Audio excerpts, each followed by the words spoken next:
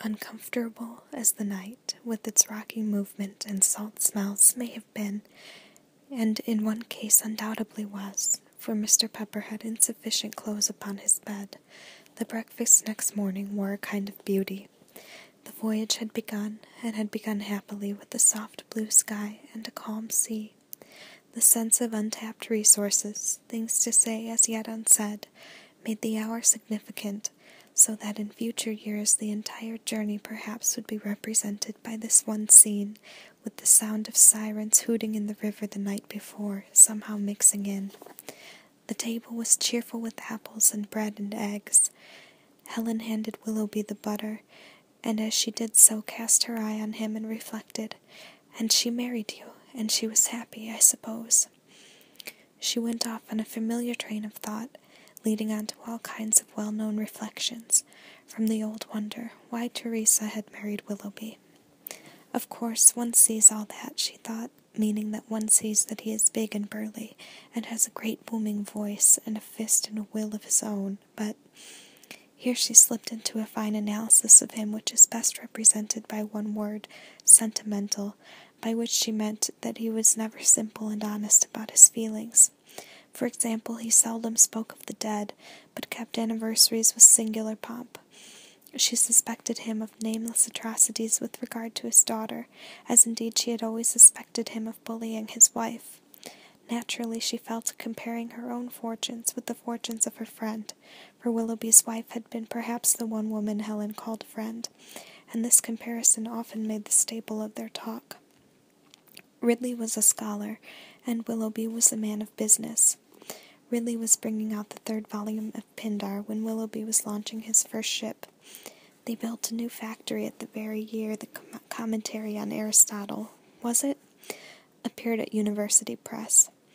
And Rachel, she looked at her, meaning, no doubt, to decide the argument, which was otherwise too evenly balanced, by declaring that Rachel was not comparable to her own children. She really might be 6 years old, was all she said. However, this judgment referring to the smooth, unmarked outline of the girl's face, and not condemning her otherwise, for if Rachel were ever to think, feel, laugh, or express herself, instead of dropping milk from a height as though to see what kind of drops it made, she might be interesting, though never exactly pretty. She was like her mother, as the image in a pool on a still summer's day is like the vivid flushed face that hangs over it. Meanwhile, Helen herself was under examination, though not from either of her victims. Mr. Pepper considered her, and his meditations, carried on while he cut his toast into bars and neatly buttered them, took him through a considerable stretch of autobiography. One of his penetrating glances assured him that he was right last night in judging that Helen was beautiful. Blandly he passed her the jam. She was talking nonsense, but not worse nonsense than people usually do talk at breakfast, the cerebral circulation, as he knew to his cost, being apt to give trouble at that hour. He went on saying no to her, on principle, for he never yielded to a woman on account of her sex, and here, dropping his eyes to the plate, he became autobiographical. He had not married himself for the sufficient reason that he had never met a woman who commanded his respect. Condemned to pass the susceptible years of youth in a railway station in Bombay, he had seen only colored women, military women, official women, and his ideal was a woman who could read Greek, if not Persian, was irreproachably fair in the face, and able to understand the small things he let fall while undressing. As it was, he had contracted habits of which he was not in the least ashamed. Certain odd minutes every day went to learning things by heart. He never took a ticket without noting the number. He devoted January to Petronius, February to Catullus, March to the Etruscan vases, perhaps. Anyhow, he had done good work in India, and there was nothing to regret in his life except the fundamental defects which no wise man regrets, when the present is still his.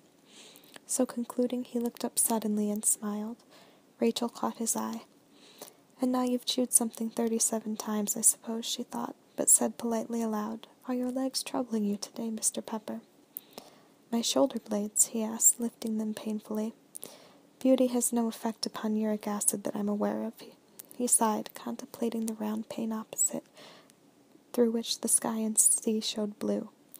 At the same time he took a little parchment volume from his pocket and laid it on the table. As it was clear that he invited comment, Helen asked him the name of it. She got the name, but she got also a disquisition upon the proper method of making roads, beginning with the Greeks who had, he said, many difficulties to contend with.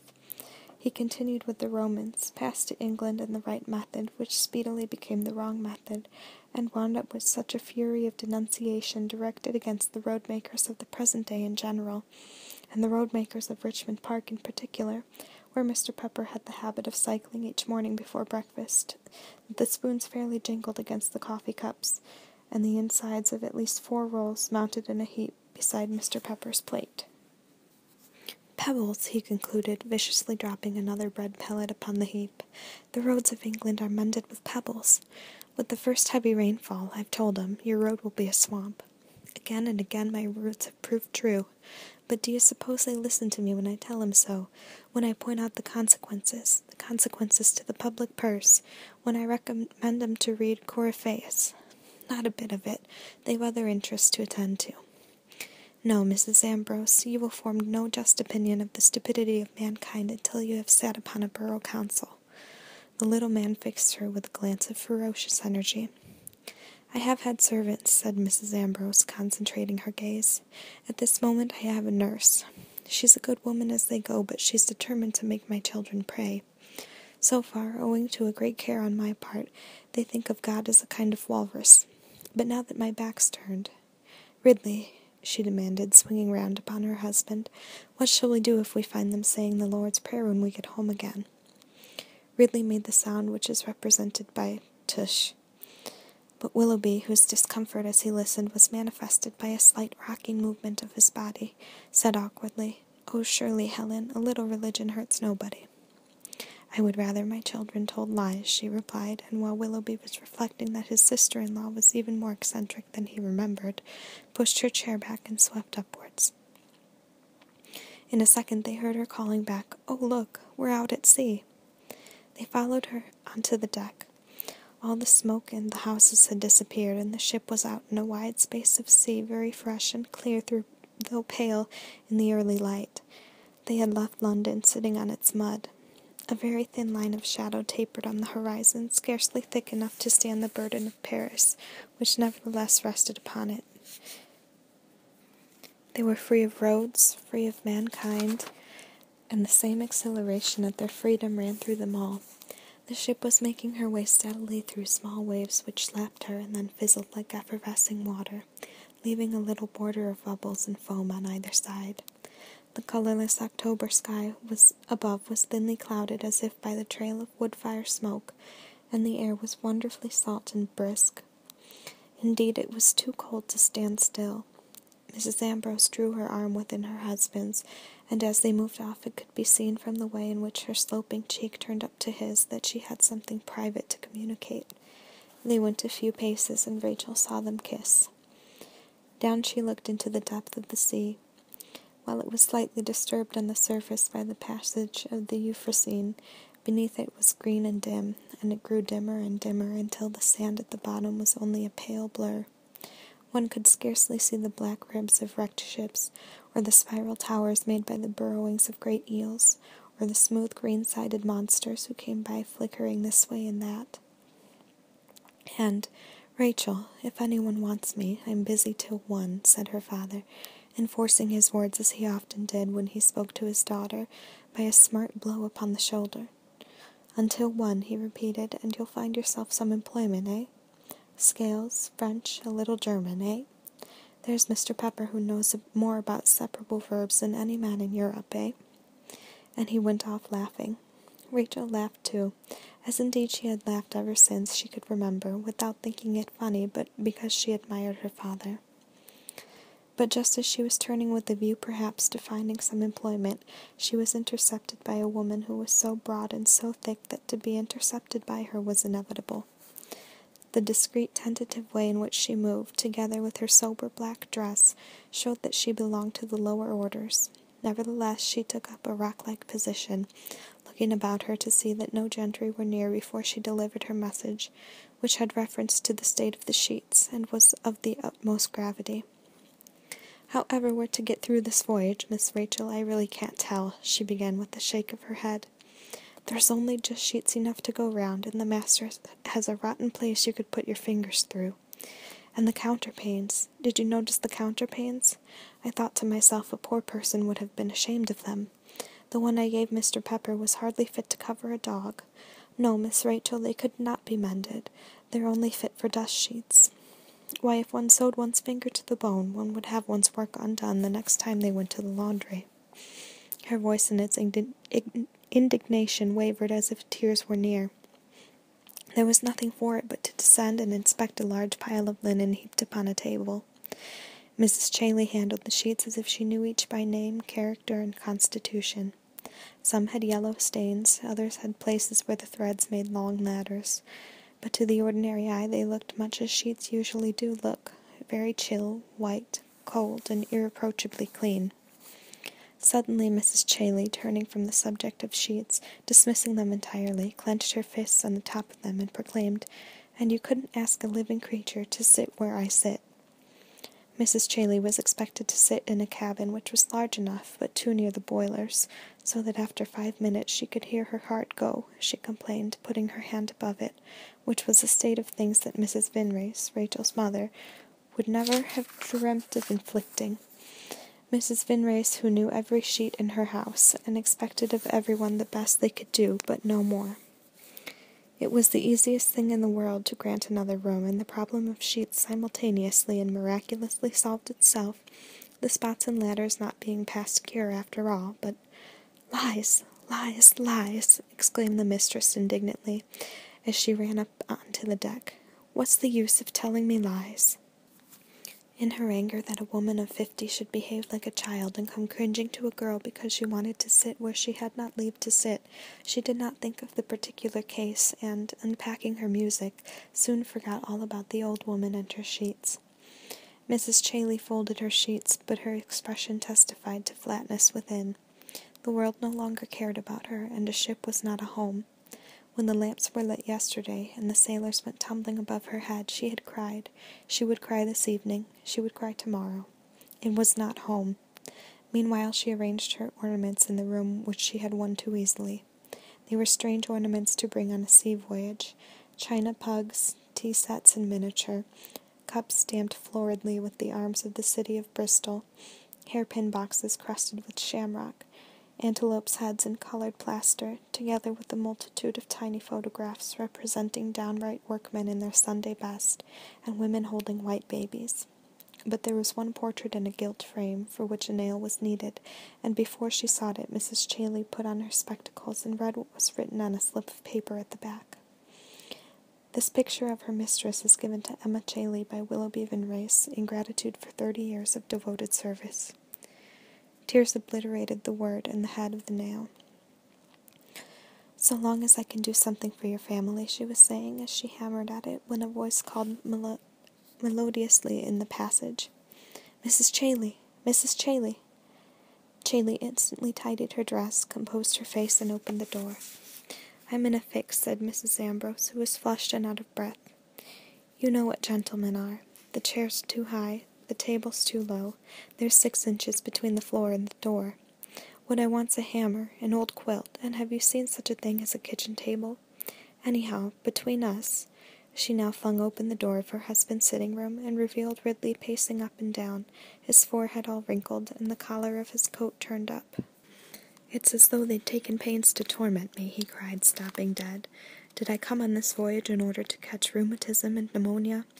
Really, one might have credited Vinrace with more sense." "My dear," Helen was on her knees under a table, "you are only making yourself untidy, and we had much better recognize the fact that we are condemned to 6 weeks of unspeakable misery. To come here at all was the height of folly, but now that we are here I suppose that I can face it like a man. My diseases, of course, will be increased. I feel already worse than I did yesterday, but we're only ourselves to thank, and the children, happily." "Move, move, move!" cried Helen, chasing him from corner to corner with a chair as though he were an errant hen. "Out of the way, Ridley, and in half an hour you'll find it ready." She turned him out of the room, and they could hear him groaning and swearing as he went along the passage. "I dare say he isn't very strong," said Mrs. Chailey, looking at Mrs. Ambrose compassionately, as she helped to shift and carry. "It's books," sighed Helen, lifting an armful of sad volumes from the floor to the shelf. "Greek from morning to night. If ever Miss Rachel marries, Chailey, pray that she may marry a man who doesn't know his ABC. The preliminary discomforts and harshnesses would generally make the first days of a sea voyage so cheerless and trying to the temper, being somehow lived through, the succeeding days passed pleasantly enough. October was well advanced, but steadily burning with a warmth that made the early months of the summer appear very young and capricious. Great tracts of the earth lay now beneath the autumn sun, and the whole of England, from the bald moors to the Cornish rocks, was lit up from dawn to sunset, and showed in stretches of yellow, green, and purple. Under that illumination even the roofs of the great towns glittered. In thousands of small gardens, millions of dark red flowers were blooming, until the old ladies who attended them so carefully came down the paths with their scissors, snippered through their juicy stalks, and laid them down upon cold stone ledges in the village church. Innumerable parties of picnickers, coming home at sunset, cried, "Was there ever such a day as this?" "It's you," the young men whispered. "Oh, it's you," the young women replied. All old people and many sick people were drawn, were it only for a foot or two, into the open air, and prognosticated pleasant things about the course of the world. As for the confidences and expressions of love that were heard not only in cornfields but in lamp-lit rooms, where the windows opened on the garden, and men with cigars kissed women with gray hairs, they were not to be counted. Some said that the sky was an emblem of the life they had had, others that it was the promise of the life to come. Long-tailed birds clattered and screamed and crossed from wood to wood, with golden eyes in their plumage. But while all this went on by land, very few people thought about the sea. They took it for granted that the sea was calm, and there was no need, as there is in many houses when the creeper taps on the bedroom windows, for the couples to murmur before they kiss, "Think of the ships tonight," or "Thank heaven I'm not the man in the lighthouse." For all they imagined, the ships, when they vanished on the skyline, dissolved, like snow in water. The grown-up view, indeed, was not much clearer than the view of the little creatures in bathing drawers who were trotting in to the foam all along the coasts of England and scooping up buckets full of water. They saw white sails or tufts of smoke pass across the horizon, and if you had said that these were waterspouts or the petals of white sea flowers, they would have agreed. The people in ships, however, took an equally singular view of England.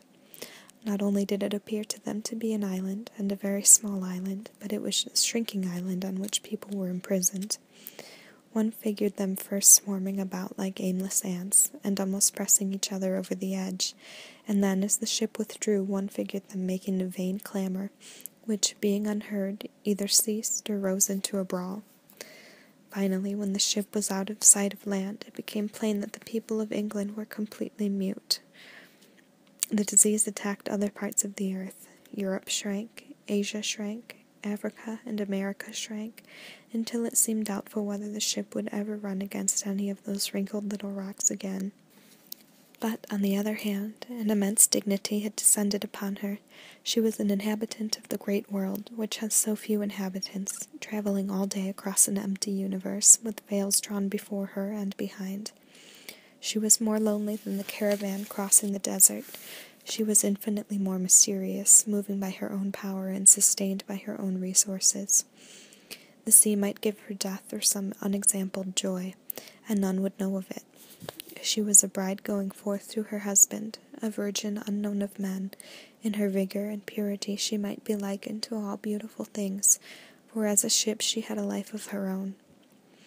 Indeed, if they had not been blessed in their weather, one blue day being bowled up after another, smooth, round, and flawless, Mrs. Ambrose would have found it very dull. As it was, she had her embroidery frame set up on a desk, with a little table by her side on which lay open a black volume of philosophy. She chose a thread from the varicolored tangle that lay in her lap, and sewed red into the bark of a tree, or yellow into the river torrent. She was working at a great design of the tropical river running through a tropical forest, where spotted deer would eventually browse upon masses of fruit, bananas, oranges, and giant pomegranates, while a troop of naked natives whirled darts into the air. Between the stitches she looked to one side and read a sentence about the reality of matter or the nature of God. Round her men in blue jerseys knelt and scrubbed the boards, or leant over the rails and whistled, and not far off Mr. Pepper sat cutting up roots with a penknife. The rest were occupied in other parts of the ship. Ridley at his Greek, he had never found quarters more to his liking. Willoughby at his documents, for he used a voyage to work off arrears of business, and Rachel. Helen, between her sentences of philosophy, wondered sometimes what Rachel did do with herself. She meant vaguely to go and see. They had scarcely spoken 2 words to each other since that first evening. They were polite when they met, but there had been no confidence of any kind. Rachel seemed to get on very well with her father, much better, Helen thought, than she ought to, and was as ready to let Helen alone as Helen was to let her alone. At that moment Rachel was sitting in her room doing absolutely nothing. When the ship was full, this apartment bore some magnificent title and was the resort of elderly seasick ladies who left the deck to their youngers. By virtue of the piano and a mass of books on the floor, Rachel considered it her room, and there she would sit for hours playing very difficult music, reading a little German or a little English when the mood took her, and doing, at this moment, absolutely nothing. The way she had been educated, joined to a fine natural indolence, was of course partly the reason of it, for she had been educated as the majority of well-to-do girls in the last part of the 19th century were educated. Kindly doctors and gentle old professors had taught her the rudiments of about 10 different branches of knowledge, but they would as soon have forced her to go through one piece of drudgery thoroughly as they would have told her that her hands were dirty. The 1 hour or the 2 hours weekly passed very pleasantly, partly owing to the other pupils, partly to the fact that the window looked upon the back of a shop, where figures appeared against the red windows in winter, partly to the accidents that are bound to happen when more than 2 people are in the same room together. But there was no subject in the world which she knew accurately. Her mind was in the state of an intelligent man's in the beginning of the reign of Queen Elizabeth. She would believe practically anything she was told, invent reasons for anything she said. The shape of our earth, the history of the world, how trains worked or money was invested, what laws were in force, which people wanted what and why they wanted it, the most elementary idea of a system in modern life.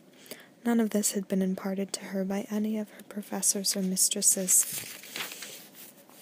But this system of education had one great advantage. It did not teach anything, but it put no obstacle in the way of any real talent that the pupil might chance to have.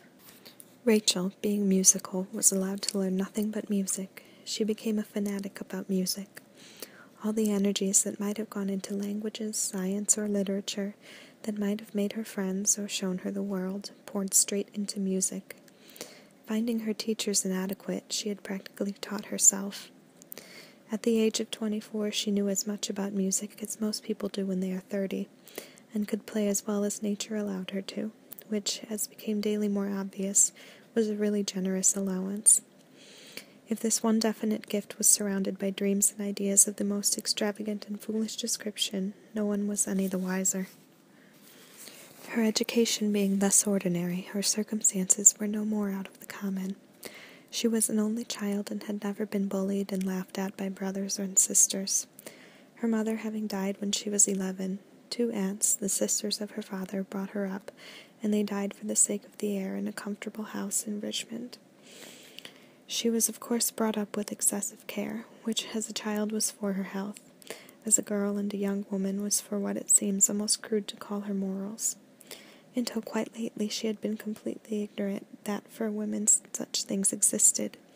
She groped for knowledge in old books and found it in repulsive chunks, but she did not naturally care for books, and thus never troubled her head about the censorship which was exercised first by her aunts, later by her father. Friends might have told her things, but she had few of her own age, Richmond being an awkward place to reach, and as it happened, the only girl she knew well was a religious zealot, who in the fervor of intimacy talked about God, and the best ways of taking up one's cross, a topic only fitfully interesting to one whose mind reached other stages at other times. But lying in her chair with one hand behind her head, the other grasping the knob on the arm, she was clearly following her thoughts intently. Her education left her abundant time for thinking.